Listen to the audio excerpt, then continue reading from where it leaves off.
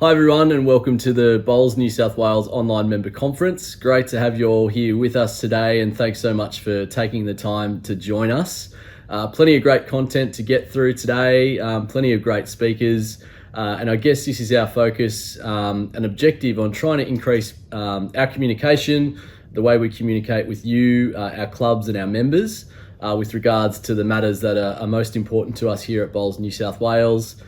We heard you loud and clear over 14 months ago that communication was an issue, so we really wanted to make sure that we set these online forums up annually, and we also have our physical and in-person member conference each year too. So I've got to acknowledge my team around me, my awesome team that have really helped drive a lot of our strategic outputs with regards to everything we deliver here at Bowls New South Wales over the last 12 to 14 months.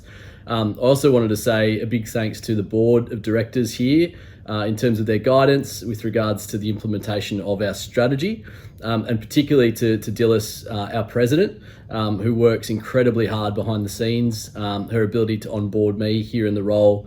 I just wanted to say a special thanks to Dilys for all her hard work and her continuous engagement in what she does here for Bowls.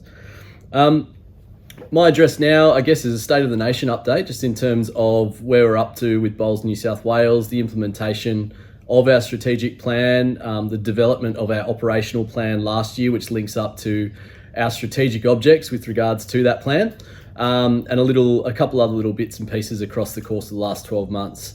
I also just wanted to say a big thanks to you, our members, our clubs, for everything you do to support our sport. Without you, we obviously wouldn't exist. Without our volunteers, we wouldn't exist. And it's been my pleasure over the last 12 to 14 months to get out there on the road, to connect with many of you across clubland and across the sport, particularly in a volunteer capacity. I'm continually blown away day to day just with the passion that exists out there within our sport. And the fact that that's harnessed just into helping develop our sport for the future. So thank you everybody for your ongoing support. I wanted to talk a little bit today about our strategic plan and the operational plan that fits into that. So within our strategic plan, we have a number of objectives. So our overall arching goal is to achieve growth, success and sustainability of the sport for all current and future bowlers. And there are 5 strategic objectives as part of that plan. So being brand exposure and recognition, positioning our sport for tomorrow through innovation, growth in partnerships and participation, diversifying our membership, and increasing our capabilities and capacity. So this morning I've created an operational plan which was implemented in July last year, and this morning I wanted to talk a little bit just about some of those sub-objectives that I've split under each of those headings. So firstly, under brand exposure and recognition, driving more eyeballs on our sport. So I can sit here today and very happily put my hand on heart and say that we're investing back into our sport with the marketing and promotion of our sport. So last Friday, we launched the first ever Bowls New South Wales marketing campaign, targeting a very broad digital audience in New South Wales, encouraging people to get into our sport and to look up what Bowls Club is close to them and get involved. So this campaign is very much running at the top of the marketing funnel to drive awareness of our sport. And we want to push people through that funnel down to conversion. So whether that's through traditional membership or whether that's actually us looking at new formats or new products within our sport to push people into. Our theory is all bowls is bowls, and we love our sport and we want more people to get involved with it. So this campaign is a first for us. As I said, we're going to reach a really strong audience. We're predicting around 4.5 million people within New South Wales, which is a really great reach. Keep an eye out for it. It's called the Sounds Like Your Local campaign, and we'll be pushing that out as of pretty much now for the next month or two across our state. We've also invested in our live streaming equipment to make sure we can bring you, our members, the best product possible from our end. We're also looking at engaging a media agency at creating creative assets that can support our live streaming platform and really professionalise how we present our sport into the future.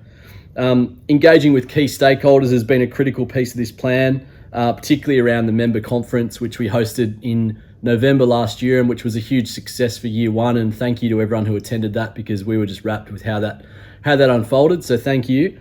We also want to just make sure we're tracking member feedback, and so you would have noticed an increase or the start of us actually providing post-event surveys. And happily, we've actually started using the data from those surveys to inform future decision-making of our sport as well, which is critical to the direction that we need to take. So when you are sent those surveys into the future, rest assured your answers are being listened to, and collectively we're making decisions based off those into the future. I've focused very much on trying to drive strong working relationships with our committees and our committee chairs. When I first started here, there was a bit of disjointment and maybe a bit of a disconnect between all of our committees and our board and the way we operate in that sense. And I really hope and trust our committees feel they are really valued, their input is valued and listened to. And I guess the last point in brand exposure and recognition is around embracing and collaborating with industry. So you would have seen we're trying to do a bit more work with regards to collaborating with other sports, such as the NRL, such as the Australian Turf Club. We've got a member offer coming out very shortly with regards to that, which will be really cool. And we also did a little offer before Christmas with regards to the Big Bash cricket too. So connecting in with other sports and looking to amplify our sport through their channels. We also are developing stronger ties with Clubs New South Wales, which is an integral part of our network, particularly at Clubland. And we had a stall at the Australasian Gaming Expo last year, which tapped into really working alongside Clubs New South Wales and industry partners. And it was great to meet quite a number of club CEOs as part of our little pop-up stall there as well. So thanks for everyone for coming along to that as well. And spinning the wheel and going in the draw to win a P&O cruise was pretty cool as well. So strategic objective 2 for us is positioning the sport for tomorrow through innovation. And I guess a couple of headings here around reforming the governance structures of our sport and our competition boundaries. You'll note we've got a session coming up after this one where I'll talk a little bit about in more detail around the zone and district unification process. That's been a big piece of work over the last 12 months. Probably has consumed a lot more of my time than I've hoped, than really focusing and investing into our sport. But I really think that governance piece for us is absolutely critical for us to get right for the future of our sport in terms of participation and pathways, and also just driving equality, diversity and inclusion as well. So we've redefined our competition boundaries. As we've mentioned, last year we had a huge consultation phase which we went through with regards to that, and we've gotten to an endpoint with regards to comp boundaries. And monitoring and reviewing our outputs. So I mentioned earlier about the surveys that we have in place now with regards to post-event surveys. You would have noted as well towards the end of last year that we sent out a very comprehensive sports survey. We had over 3,500 responses to that survey. So those responses still very much being collated. We're still looking at that data and we're using that to inform the direction that we move in from a sports perspective as well. Strategic objective 3, growth in participation and partnerships. So this is around sort of stabilising our membership base, potentially looking at innovative and new membership categories. Speaking with the Australian Sports Commission and Bowls Australia and other states and territories and other sports, we're not too dissimilar in that sense where traditional membership is on the decline. 20, 30 years ago, we had 200,000 members collectively. I think now we're sitting around 45,000. That's a worrying trend for me and for us, but I take comfort in the fact that many other sports are also in the same position, and individuals these days are very much moving away from that traditional membership model, which our sport is very much commercially built around. So we are looking at innovative ways to address that into the future, and we'll be engaging key stakeholders throughout our network to come up with some solutions moving forward in that space. We're looking at shorter formats of the game. I know these conversations have been happening for many years. Shorter formats and new products to introduce to hopefully engage new audiences, and that's something that's high on our radar too. Developing new and exciting partnerships. So you will have noticed that we've been aligning with some different brands. We've just put pen to paper with a P&O deal, P&O Cruises. So you'll see more and more of them coming into light with regards to our event activations moving forwards, and opportunities for you, our members, to actually win tickets to participate in cruises right around the world actually. TAB have also just come on board as a major partner of ours, which is fantastic. A great opportunity for us to work with them and innovate our sport too. We're also collaborating with other sporting bodies, as I mentioned before. Finally, on growth in participation and partnerships, reducing our reliance on affiliation. So as I mentioned before, our commercial model as a business is very much focused on affiliation. I believe we truly need to start to move away from that as a focus. And I guess building partnerships with brands like P&O and looking to commercialize those moving forward are critical for us to reduce that reliance. Strategic objective 4 is diversifying our membership base. So strengthening our ties with disability groups. And I'm very proud to say that this state championships coming up in next week, actually, we'll be having a multi-disability component, which is the first time us at Bowls New South Wales have ever had that under the umbrella of our state championships, which is fantastic. Earlier this year, we had a classification workshop. You might have seen, we published that in a newsletter that went out recently, where we had about 14 different people come in and get classified so they can participate in our pathways through to para sport, which is fantastic. We also had some coaches and officials as part of that process too, that can come in and get their assessment checklist done too. So that's been a great process for us to be involved in. Look for this space for us into the future. It's something we're looking to ramp up. I believe there's definite growth in this space. It's one of my favorite parts of our sport, actually, is just the level playing field that exists within our sport at the moment. And it's something we can definitely amplify and grow in as well. We're looking at redefining our pathways, particularly through juniors, and our open pathways too. So that's a work in progress. And a critical piece for us is to increase female participation in bowls. So we are significantly underrepresented at the moment within with our women in our sport. It's amazing to see the engagement that we have currently. We're just looking at the entries for State Carnival this year, and we're nearing a record for the number of teams that have entered that event, which is absolutely amazing. And I think we're still 3 or 4 weeks out from the close of entries there, which is great. But I'm in the process of developing a participation strategy in partnership with the New South Wales State Government.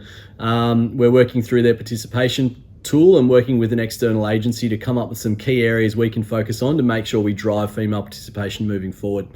That also touches on multicultural inclusion within our sport as well. And excitingly, in June this year, we'll be trialling a bit of an event with Cabramatta Bowls Club, focused purely on multicultural engagement. It's a test and see for us. We got some seed funding through the New South Wales State Government to set that multicultural festival up. For us, I hope it becomes a bit of a roadmap that we can then work with other clubs on to look to roll out right across our state. Finally, strategic objective 5 is increase our capabilities and capacity. This is more around sort of policy, internal frameworks, strengthening our financial reporting. So I outsourced our finance function in May last year. We've become much more nimble with regards to how we report. We reforecast now quarterly. We can run cost center reports based off all of our events into the future, which is a fantastic position for us to be in, sets us up well for the future. We're also looking at sort of investment strategy to drive greater returns for the business. Another point around that is recruiting and retaining a great team. And I mentioned earlier, I'm just very thankful to have such a good team around me. You'll note that we're actually recruiting. We've been recruiting lately for a couple of different roles to support in different functions across the business. So we're looking to really bolster our team so you as a member feel supported and we're delivering the best product we possibly can for you. And the provision of advice. So obviously ongoing advice, particularly around zone and district unification and governance matters. We want to be seen as subject matter experts with regards to the sport of bowls in New South Wales. And I feel we're making really good progress with regards to that as well. So look, that's a quick update with regards to the operational plan. There's much more detail that goes into behind each of those points. Our team are beavering away in terms of ticking off a number of these items. It's great 6 months in now since this plan's been in operation to actually traffic light some of these items, and there's plenty of green on this list, which is fantastic. So again, thanks so much for joining us today. It's wonderful to have such a great list of guest speakers coming on after me today, and I know I'm in the way of you and them, so I'll wrap up now and just say thanks again. Have a great day, and I look forward to seeing you all on the greens into the future.